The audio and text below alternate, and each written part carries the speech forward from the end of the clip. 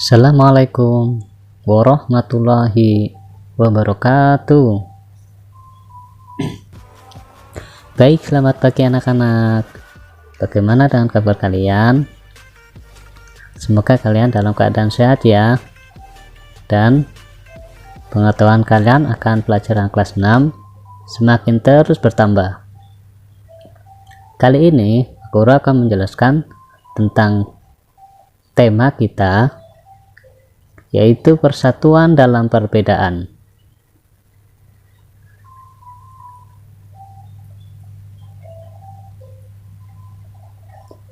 Kemudian apa yang Pak Guru jabarkan dalam tema kali ini, yaitu muatan bahasa Indonesia.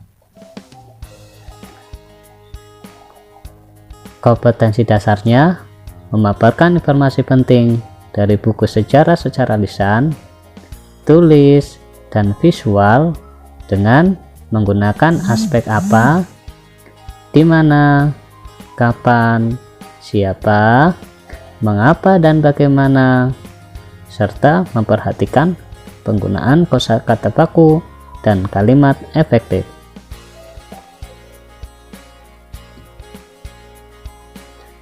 Kamu sebelumnya sudah dapat membuat kalimat efektif berdasarkan unsur kalimat. Ayo kembangkan lagi tentang pemahaman kalimat efektif lainnya.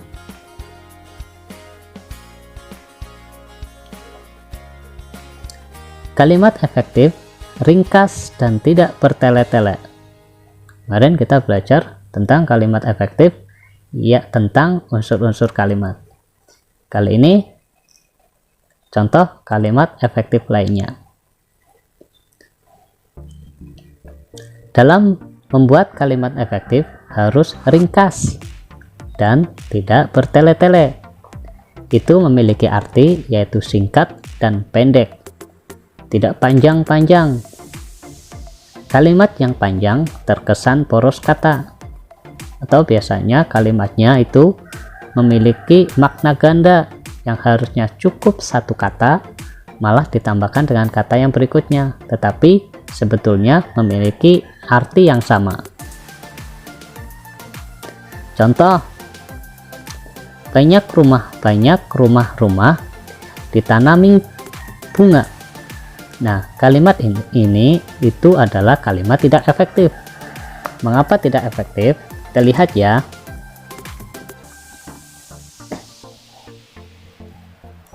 Baik, dalam posisi banyak rumah, nah di sini ada kata banyak, dan di sini ada kata rumah-rumah. Nah, rumah-rumah itu sendiri, nah rumah-rumah ini sendiri itu sudah memiliki arti banyak, sehingga kata banyak dengan kata rumah-rumah ini harus diambil salah satu. Nah, ketika diambil salah satu, maka perbaikannya adalah di sini banyak rumah ditanami bunga. Ingat, banyak rumah ditanami bunga. Nah, kata banyak di sini digunakan, namun ketika kata banyak ini digunakan, maka rumah yang di sini kita mengambil satu kata saja. Jadi banyak rumah ditanami bunga. Selesai. Terus kemudian contoh perbaikan yang berikutnya. Kalau seandainya mau mengambil tentang rumah-rumah ditanami bunga.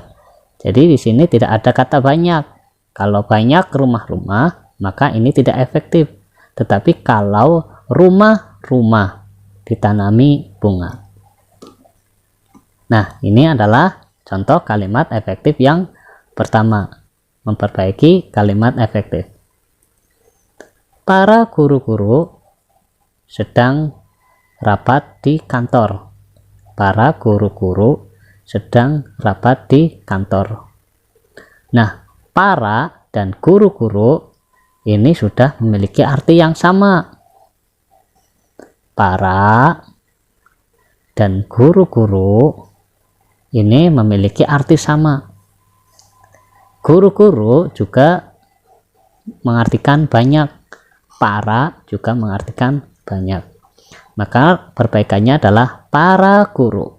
Nah, di sini ketika memperbaikinya, ketika mau menggunakan para guru, para, maka di sini guru cuma diambil satu, tidak boleh para guru-guru. Ya, cukup para guru sedang rapat di kantor. Atau tidak menggunakan para, namun menggunakan guru-guru sedang rapat di kantor. Ini adalah contoh perbaikan kalimat yang tidak efektif menjadi efektif. Contoh yang berikutnya, semut adalah merupakan hewan insekta. Semut adalah merupakan hewan insekta. Adalah dan merupakan, di sini adalah dan merupakan itu memiliki arti sama. Nah, ketika ini digunakan bersama-sama dalam satu kalimat, ini terkesan boros kata. Maka perbaikannya cukup diambil salah satu saja. Mau diambil adalah juga boleh, mau diambil merupakan saja juga boleh. Semut adalah hewan insekta. Nah, di sini semut adalah hewan insekta. Jadi ketika sudah ada kata adalah, tidak perlu penambahan merupakan. Nah, ketika di sini sudah ada kata adalah, maka cukup ambil adalah saja. Atau mengambil yang merupakan. Semut merupakan hewan insekta. Diambil salah satunya. Seperti juga contoh, misalkan adalah paling terbaik. Nah, ini juga tidak efektif. Maka harus diambil salah satunya, karena paling dengan ter itu memiliki arti sama. Harus diambil satu saja, terbaik maupun paling baik. Ingat, paling baik, maka di sini nanti perbaikannya adalah paling baik. Atau cukup diambil saja satu saja, terbaik. Ini adalah kalimat efektif yang ringkas dan tidak bertele-tele karena memiliki makna ganda, jadi cukup diambil satu saja. Kemudian kalimat efektif memiliki bentuk sejajar. Kesejajaran dalam kalimat efektif yaitu terdapatnya unsur yang sama derajatnya, sama pola maupun susunannya, dan frase yang dipakai dalam sebuah kalimat. Bila kata kerja pertama mendapatkan imbuhan me, kemudian maka kata berikutnya harus me juga. Tidak boleh diganti me kemudian pe. Itu tidak boleh.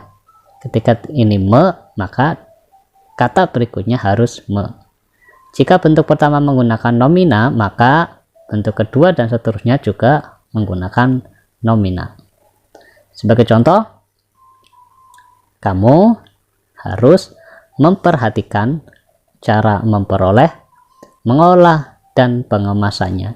Ini tidak efektif. Mengapa tidak efektif? Kita lihat di sini mendapatkan imbuhan me, kemudian sebentar. Bukan ini maksudnya. Ini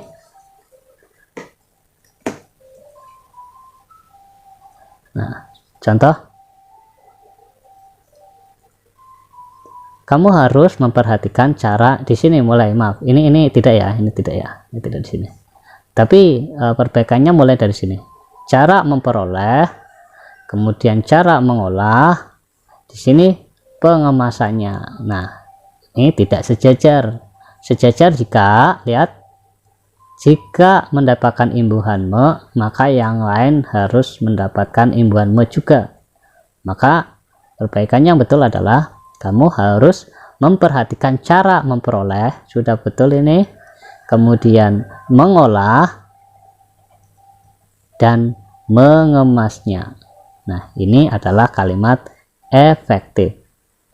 Dengan catatan ketika ini mendapatkan imbuhan me, maka kata berikutnya juga harus mendapatkan imbuhan me. Kemudian kalimat efektif harus logis dan tidak ambigu. Kalimat logis adalah kalimat yang dapat diterima oleh pikiran. Diterima oleh pikiran, ini A. Ini dapat ya.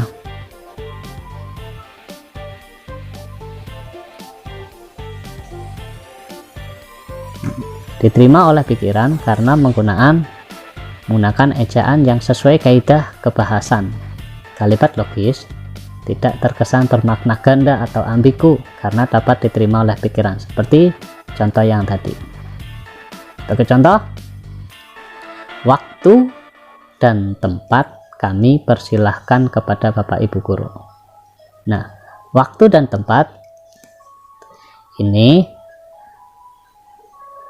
waktu dan tempat itu merupakan kata yang tidak bisa bekerja. Nah, tidak bisa bekerja. Tetapi yang bekerja, yang melakukan biasa dia itu, ini adalah Bapak Guru. Nah, maka dari itu perbaikannya adalah kepada Bapak Guru kami persilahkan. Ini lebih logis dibandingkan waktu dan tempat kami persilahkan. Oke, yang tepat adalah kepada Bapak Guru kami persilahkan. Nah, ini baru logis. Sebagai contoh lain, atas perhatiannya saya mengucapkan terima kasih. Ini tidak efektif. Mengapa? Tidak efektifnya adalah ketika kita menggunakan katanya. Nah, menggunakan katanya itu biasanya untuk orang ketiga. Orang ketiga. Orang ketiga itu adalah orang yang di luar percakapan kita. Misal Pak Guru sedang berbicara dengan Keisha, maka saya ketika berbicara dengan Keisha, saya itu adalah orang pertama, sedangkan si Keisha itu adalah orang kedua. Nya digunakannya itu biasanya untuk menceritakan orang yang di luar kita. Misalkan saya dengan Keisha menceritakan orang lain, maka nya di sini adalah untuk orang lain. Sedangkan ketika kita mengucapkan atas perhatiannya, berarti saya sedang berhadapan dengan orang yang sedang diajak berbicara, yaitu orang yang kedua. Maka ketika kita berbicara dengan orang kedua, tidak boleh menggunakan katanya, karena ini adalah orang ketiga. Maka perbaikannya adalah atas perhatian saudara. Ya, jadi di sini langsung disebutkan siapa. Nah,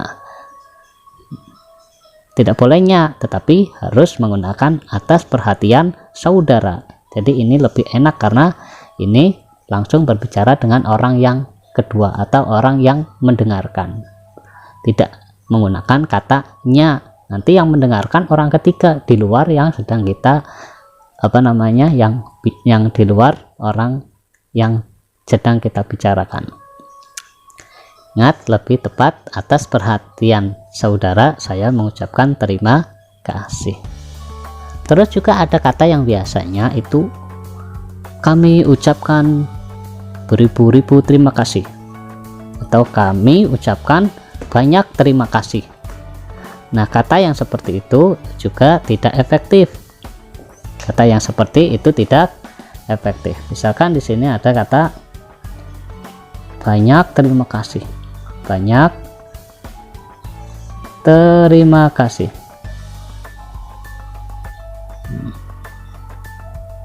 Nah, kata ini itu tidak efektif.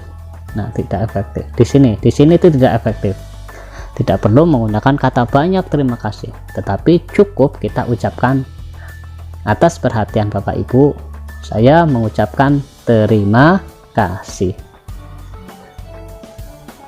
Nah, demikian beberapa contoh pembahasan tentang kalimat efektif. Semoga kalian lebih paham lagi, dan nanti kalian bisa putar ulang videonya kalau seandainya kalian belum begitu paham.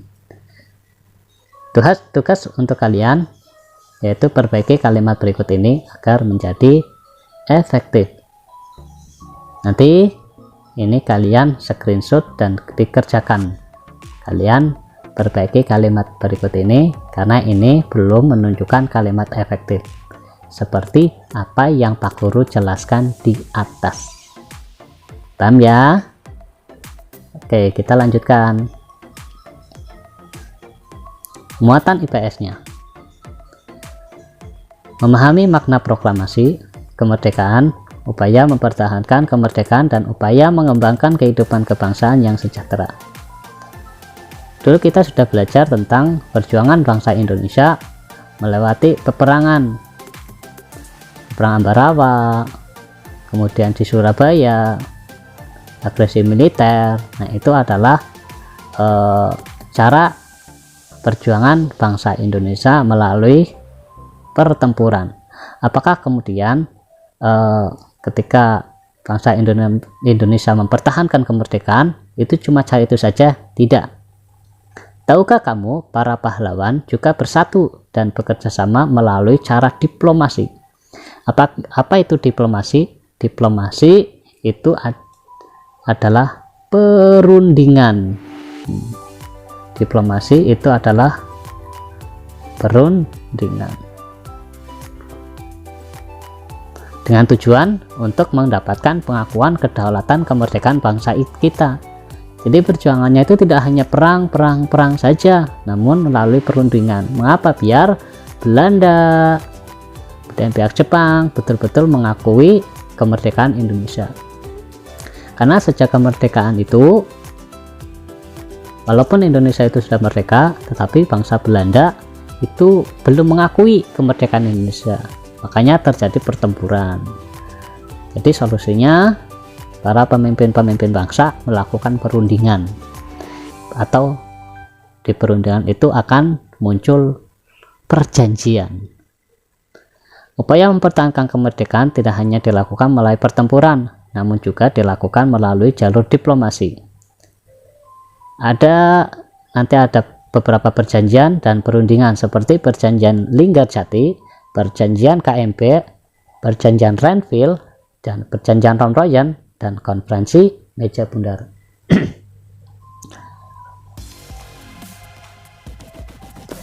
Yang pertama, perjanjian Linggarjati. Perjanjian Linggarjati adalah perundingan antara Indonesia dan Belanda di Linggarjati. Linggarjati itu daerah netral yang berada di Jawa Barat yang menghasilkan persetujuan mengenai status kemerdekaan Indonesia. Isinya, Belanda mengakui secara de facto wilayah Republik Indonesia, yaitu Pulau Jawa. Ini wilayah Indonesia ini. Pulau Jawa, Sumatera, dan Madura. Jadi saat itu Indonesia itu hanya mengakui bahwa Indonesia itu hanya Jawa, Sumatera, dan Madura.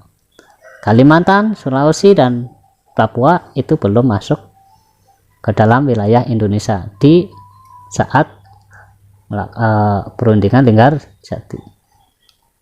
Kemudian Belanda harus meninggalkan wilayah Indonesia, wilayah Republik Indonesia, paling lambat 1 Januari 1949. Jadi Indonesia harus keluar dari Jawa, keluar dari Sumatera, dan keluar dari Madura. Pihak Belanda dan Indonesia sepakat membentuk negara Republik Indonesia Serikat. Inggris, Indonesia harus bergabung dalam Commonwealth atau persemakmuran. Perjanjian Linggarjati ini menimbulkan pro dan kontra di kalangan masyarakat Indonesia. Ada yang setuju dan ada yang tidak setuju. Tetapi kemudian di dalam Perundingan Linggarjati, Belanda di sini menyatakan bahwa Belanda tidak terikat lagi dengan perjanjian ini. Jadi Belanda itu tipu-tipu, tidak terikat dengan perjanjian Linggarjati karena Belanda curang, tidak mengakui hasil perjanjian ini. Kemudian meletuslah agresi militer Belanda yang ke-1, peperangan lagi. Ini adalah wilayah Indonesia saat, nah ini daerah Sumatera, nah ini wilayah Indonesia ini. Kemudian tadi ada Jawa, terus mana lagi, satu lagi ini Madura. Ini adalah wilayah Indonesia. Di luar ini bukan termasuk wilayah Indonesia, masih kecil saat itu ya wilayah Indonesia ya.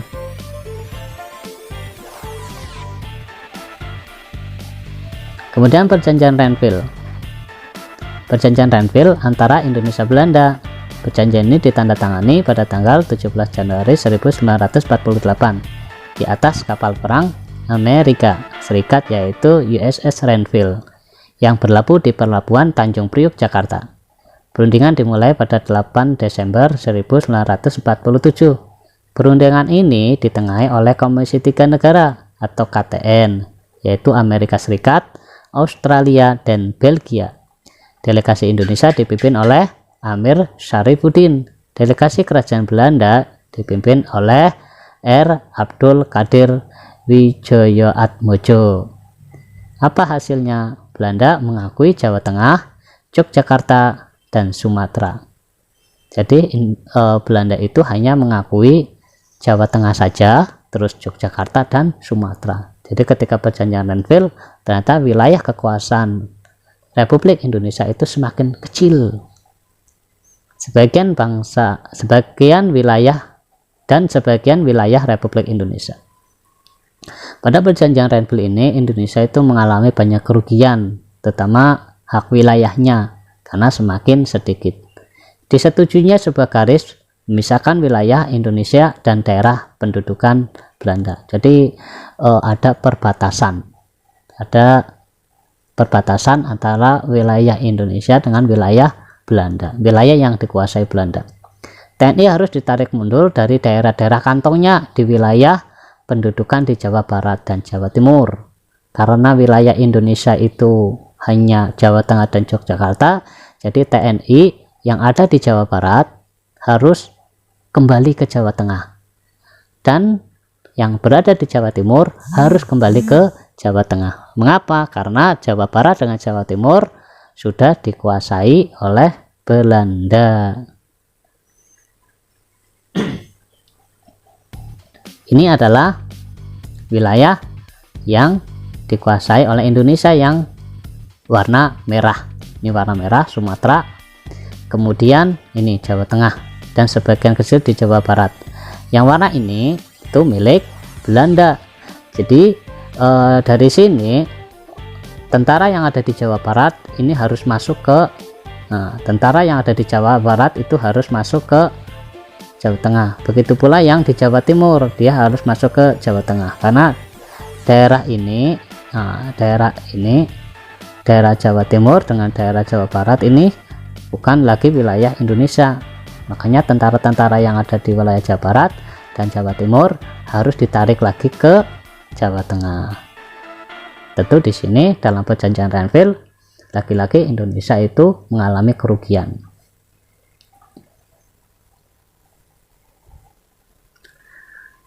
Kemudian perjanjian Romroyen. Ini nanti kalian baca lebih singkatnya. Angkatan Bersenjata Indonesia akan menghentikan semua aktivitas gerilya. Pemerintahan Republik Indonesia akan menghadiri KMP. Jadi selama ada perjanjian-perjanjian itu masih terjadi peperangan. Contoh agresi militer Belanda 1, ada agresi militer Belanda 2. Di situ Belanda mengalami kerugian. Nah, untuk itu Indonesia itu disuruh berhenti memerangi Belanda, dan Indonesia akan menghadiri KMP. KMP itu nanti konferensi meja bundar.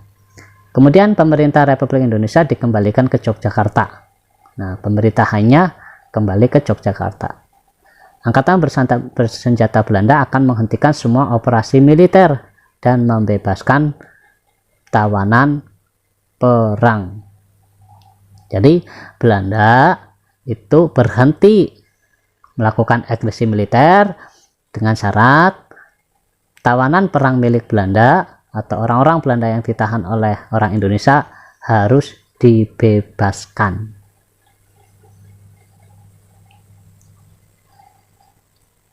Konferensi meja bundar di Den Haag disebut konferensi meja bundar karena konferensi ini mejanya bundar, sehingga namanya konferensi meja bundar. Belanda mengakui RIS sebagai negara yang merdeka berdaulat. Nah, baru di KMP ini Belanda baru mengakui kalau Indonesia itu adalah negara yang merdeka dan berdaulat. Kemudian status Irian Barat diselesaikan dalam waktu setahun sesudah pengakuan kedaulatan. Jadi waktu KMP ini tahun 1949, Irian Barat itu belum masuk ke dalam wilayah Indonesia. Dia boleh masuk setelah 1 tahun KMP ini disetujui. Kemudian akan dibentuk UD Indonesia Belanda. RIS mengembalikan hak milik Belanda dan memberikan hak konsesi dan izin baru untuk perusahaan-perusahaan Belanda. Nah, saat itu banyak perusahaan-perusahaan Belanda yang disita.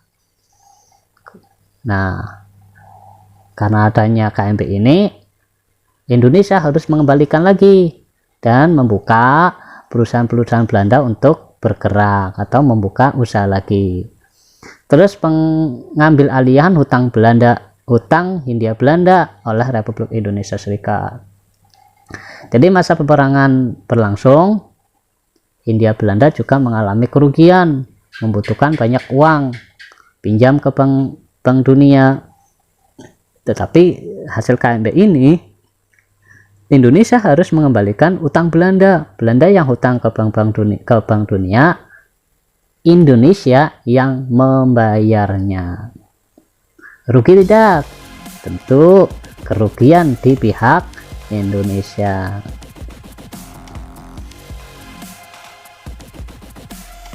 Nah, upaya bangsa Indonesia meningkatkan kesejahteraan rakyat Indonesia. Bangsa Indonesia ketika awal kemerdekaan itu sangat menderita sekali.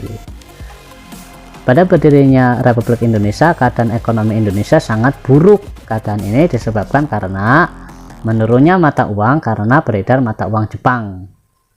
Di Indonesia mata uang ini itu beredarnya nilainya menurun. Karena apa? Karena ada uang Jepang yang beredar di Indonesia.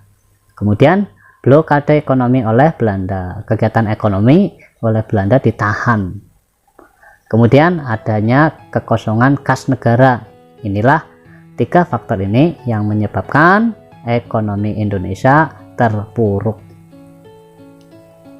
Kemudian solusi kebijakan apa yang dilakukan oleh pemerintah untuk mengatasi ekonomi ini?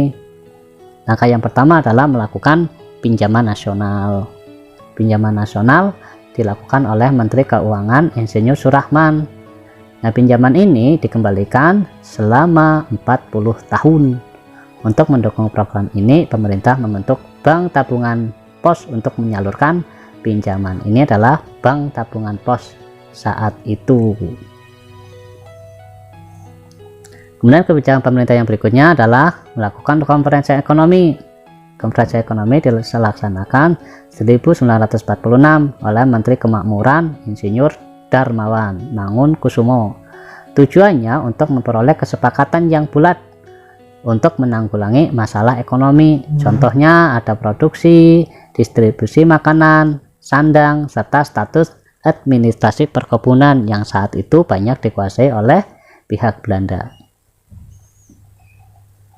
Kemudian pembentukan Badan Perancang Ekonomi Pembentukan badan ini atas inisiatif Menteri Kemakmuran Dr. A.K. Ghani pada tahun 1947. Badan ini bertugas merancang pembangunan jangka waktu 2-3 tahun. Jadi tugasnya itu merancang kegiatan pembangunan dalam jangka waktu 2-3 tahun. Namun dalam perkembangannya, Badan Perancang Ekonomi merancang pembangunan 10 tahun ke depan.